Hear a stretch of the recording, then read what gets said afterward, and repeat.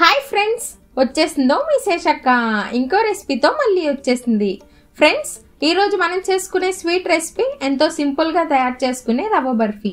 కేవలం 10-15 నిమిషాల్లోనే మనం ఈ స్వీట్ని సింపుల్గా అండ్ ఎంతో టేస్టీగా తయారు చేసుకోవచ్చు. మనం ఈ స్వీట్ని దేవుడికి నైవేద్యంగా కూడా పెట్టుకోవచ్చు. అండ్ ఇంటికి ఎవరైనా గెస్ట్లు వచ్చినప్పుడైనా సరే అప్పటికప్పుడు మనం దీన్ని తయారు చేసి పెట్టేయచ్చు. మరి ఇంకెందుకు లేట్, ఎంతో సింపుల్ అండ్ టేస్టీ అయిన రవ్వ బర్ఫీని ఎలా తయారు చేసుకోవాలో ఈరోజు మన వీడియోలో చూసేద్దాం రండి.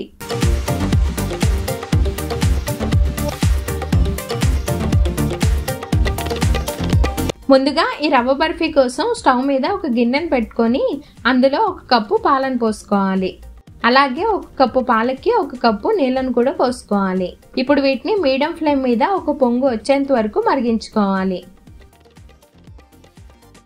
ఇలా పాలు ఒకసారి పొంగిన తర్వాత ఇప్పుడు స్టవ్ ఆఫ్ చేసుకొని ఈ పాలను పక్కన పెట్టుకొని చల్లారబెట్టుకుందాం. ఇప్పుడు స్టవ్ మీద ఒక బాండీని పెట్టుకొని అందులో 3-4 స్పూన్స్ నెయ్యిని వేసుకొని కరిగించుకోవాలి.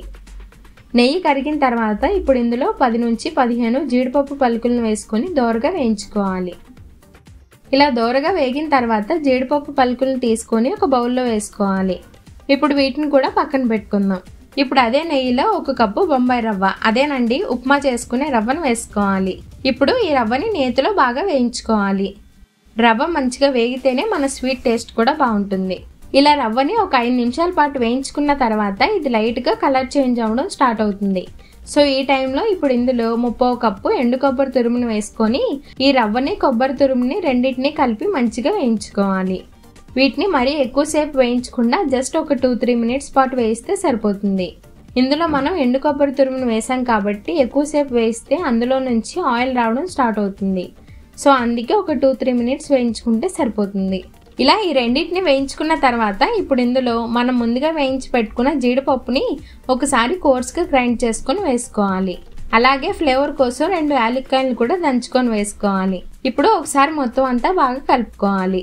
మనం వేసిన జీడిపప్పుని మిక్సీలో గ్రైండ్ చేయకుండా కావాలంటే మనం చిన్న చిన్న ముక్కలుగా కట్ చేసుకొని అయినా సరే ఇందులో యాడ్ చేసుకోవచ్చు. ఇలా జీడిపప్పుని ముక్కలుగా కట్ చేసుకొని వేసుకోవడం వల్ల స్వీట్ తినేటప్పుడు మధ్య మధ్యలో తగులుతూ చాలా బాగుంటుంది. ఇలా మంచిగా కలుపుకున్న తర్వాత ఇప్పుడు మనం ముందుగా కాచి చల్లార్చి పెట్టుకున్న పాలను మొత్తం ఇందులో పోసుకోవాలి. ఇప్పుడు ఈ పాలను మొత్తం రవ్వ అబ్జర్వ్ చేసుకునేంత వరకు మంచిగా కలుపుకుంటూ ఉండాలి. ఈ రవ్వ పాలలో ఉడికి ఇలా దగ్గరికి అయ్యి కొంచెం గట్టిగా అవుతుంది. ఇలా అయిన తర్వాత ఇప్పుడు ఇందులో 1 కప్పు పంచదారను వేసుకొని కలుపుకోవాలి.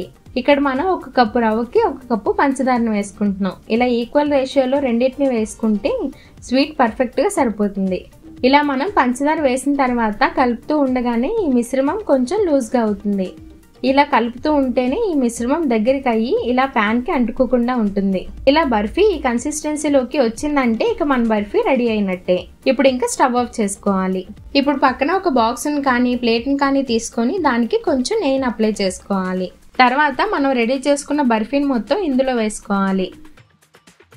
ఫైనల్గా ఒక గరిటతో కానీ స్పాచులాతో కానీ ఇలా మొత్తం అంతా ఒకసారి సెట్ చేసుకోవాలి.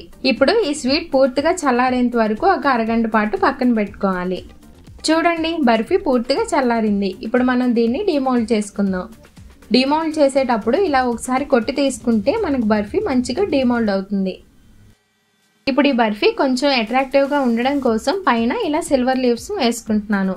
ఇప్పుడు మనం దీన్ని మనకి ఏ షేప్ కావాలంటే ఆ షేప్లో కట్ చేసుకోవచ్చు.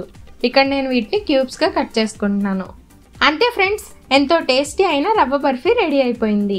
ఈ స్వీట్ని మీరు కూడా ట్రై చేసి మీకు ఎలా కుదిరిందో తప్పకుండా కామెంట్ సెక్షన్లో కామెంట్ చేయండి. అలాగే ఈ రెసిపీ మీకు నచ్చితే ఈ వీడియోని లైక్ చేయడం మాత్రం మర్చిపోకండి. అలాగే ఈ వీడియోని మీ ఫ్రెండ్స్ అండ్ ఫ్యామిలీ మెంబర్స్కి తప్పకుండా షేర్ చేయండి. ఇటువంటి మరిన్ని రెసిపీస్ కోసం ఇప్పుడే మన శేషక్కాస్ కిచెన్ ఛానల్ని సబ్స్క్రైబ్ చేసి పక్కనే ఉన్న బెల్ ఐకాన్ని యాక్టివేట్ చేసుకోవడం మాత్రం మర్చిపోకండి. సరే ఫ్రెండ్స్, ఉంటాను. బాయ్.